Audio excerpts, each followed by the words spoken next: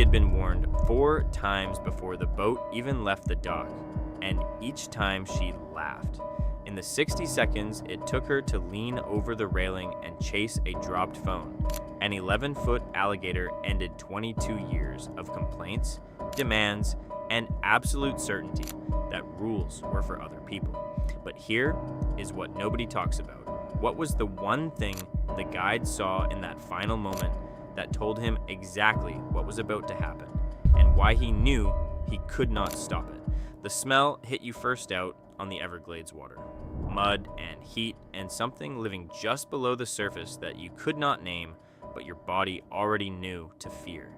It was June 14th, 2019, and Debra Hollins stood at the edge of the dock in white sneakers and a sun visor.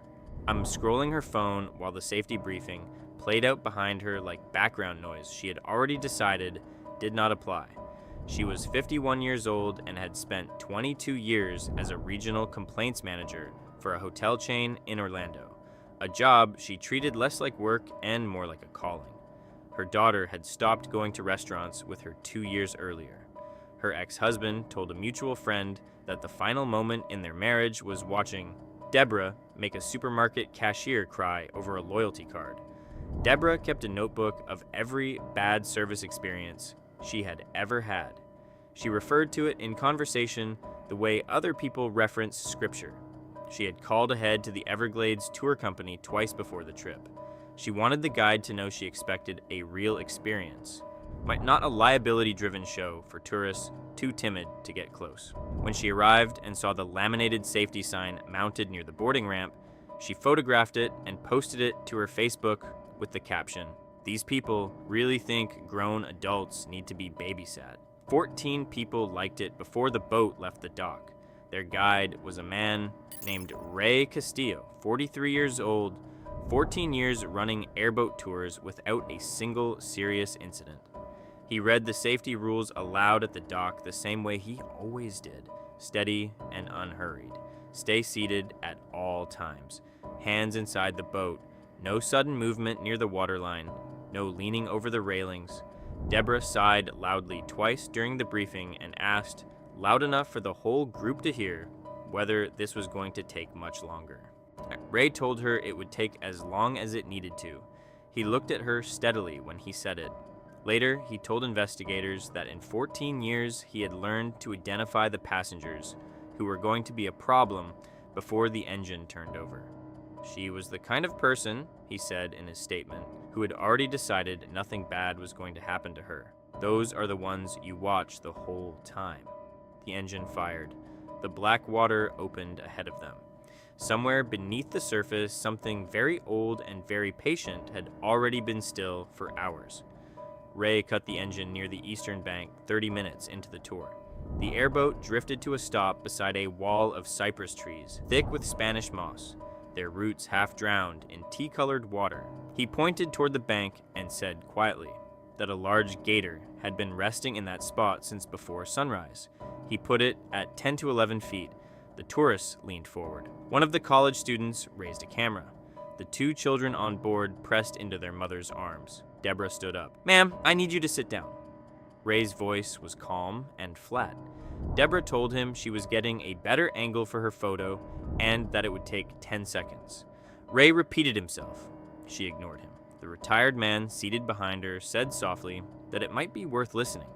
Debra turned and told him she had not asked for his opinion. The gator had not moved. It lay against the muddy bank like a piece of the landscape, only its ridged back and the flat tops of its eyes visible. A fully grown American alligator carries up to 800 pounds of dense muscle and bone. At 11 feet, it can cover the distance from a bank to a stationary boat in under 2 seconds. Its jaw pressure exceeds 2,125 pounds per square inch, strong enough to collapse a boat hull's aluminum railing if it bites at the right angle. Once the jaws close, the animal controls everything that happens next. Ray explained this. He said it slowly, the way he always did at this spot on the tour, chosen specifically because the sightline was clear and the water was shallow enough to see the gator's outline when the light was right. He said the animal had been waiting since 5 a.m. and was in full ambush posture, low and still, which meant it was not sleeping. Debra looked at the gator, looked back at Ray, and said, "It literally has not moved once since we got here." A nervous laugh passed through two of the college students. The rest of the boat stayed quiet. Debra raised her phone higher to get the shot. Ray stepped toward her. He was 6 feet away, then 4. She shifted her weight forward against the railing to clear the glare on her screen. Ray reached out his hand. "Step back from the edge right now." She glanced at him, annoyed, the kind of look that said this conversation was beneath her. And in that glance, she shifted her hip against the rail, and the phone slipped. It struck the top of the railing with a sharp crack and skipped toward the surface. Without thinking, she lunged after it. Ray's hand closed on the back of her sleeve and missed. The gator had already moved. It had submerged in the seconds before the phone hit the rail, sliding silently below the surface and repositioning at an upward angle, the way it had done with prey along this same bank for years.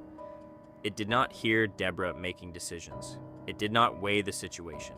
It responded to sudden movement at the waterline, the way it had always responded, without hesitation and without error. Debra was still looking down at the water when it came up. The strike was fast and total. The gator cleared the surface at an upward angle, jaws already wide, and clamped onto Debra's right forearm just below the elbow with a sound a college student named Marcus Webb later described to investigators as like someone slamming a car door, but wetter. The force yanked her forward over the railing. Her feet left the aluminum deck. Mireille grabbed the back of her shirt with both hands and braced his feet against the side bench, screaming for the passengers on the port side to grab the safety line. Debra's scream crossed the water and broke apart in the cypress trees. The gator rolled hard to the right, a short, violent rotation that spun her sideways and wrenched her shoulder socket. Ray pulled against the animal's weight. The retired man from Minnesota, a former high school wrestling coach named Gerald Tower, locked his arms around Ray's waist and pulled backward with everything he had. The gator rolled again. The spiral force tore through Debra's forearm in a pattern the medical examiner later described as consistent with extreme rotational trauma, fracturing both the radius and ulna and rupturing 3 major tendons in a single motion. Ray held on. The gator submerged. For 4 seconds, the tension between Ray and the water was absolute. Then the animal released. It happened with no warning, the same way the attack had happened. One moment, there was resistance. Then there was nothing. Ray and Gerald collapsed backward onto the deck. Debra fell against the railing, her right arm pulled hard against her chest, blood spreading through her white sleeve and dripping onto the deck in a rhythm Marcus would later describe as the sound he still heard at night. Dolores Tower, Gerald's wife, pressed a folded rain jacket against Debra's arm and held eye contact with her, speaking low and steady. Ray was already on the radio. His voice was controlled and precise. He gave their GPS coordinates, described the injury as a significant bite to the right forearm with active blood loss, and confirmed the animal had released and submerged. The gator was gone. The water was flat and still within 30 seconds of the attack. The Spanish moss barely swayed. The 2 children had been turned to face the opposite bank by their father, who kept both hands gently over their ears and did not move until he heard the helicopter. Emergency responders reached the airboat 21 minutes after Ray's call. Debra was airlifted to a trauma center in Miami, where surgeons worked for several hours to address the damage to her forearm. She kept the arm. The Florida Fish and Wildlife Conservation Commission completed their review 8 weeks later. Their report found that the guide had followed every required safety protocol and had issued multiple verbal warnings before the incident occurred. The animal was not removed or euthanized. Officials determined it had behaved entirely within normal predatory patterns for its species and environment. The section of the bank where the gator had rested was later identified in internal documents as a known high-activity zone that guides had flagged in previous incident reports. Those reports had not resulted in any updated visitor protocols before June 14th. Debra gave one interview from her recovery room. She said the tour company should have done more. Ray did not respond publicly. He returned to work 3 weeks after the incident. The tour operator installed reinforced double railings along both sides of the boat and added a mandatory verbal safety acknowledgement to the boarding process.